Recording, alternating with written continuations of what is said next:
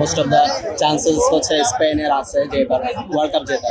এভাবে খেললে second round পর্যন্ত আই হোপ হচ্ছে যেতে পারে ইনশাল্লাহ স্ট্রংলি, এবং হচ্ছে অনেক স্ট্রংলি হচ্ছে কামব্যাক করবে ইনশাল্লাহ নেক্সট ম্যাচ থেকে।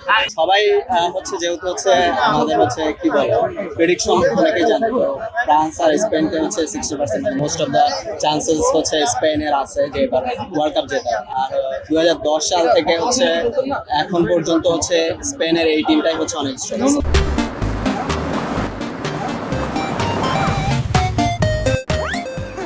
যেহেতু হচ্ছে প্রথম ম্যাচ হচ্ছে ড্র করেছে, সো ওই হিসেবে অনেক সমালোচনা হয়েছে, বাট স্টিল হোপফুল।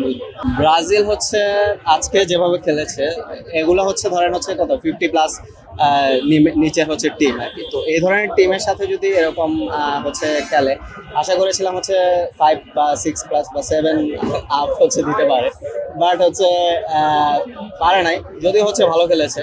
সো এভাবে খেললে সেকেন্ড রাউন্ড পর্যন্ত আই হোপ হচ্ছে যেতে পারে আর কি।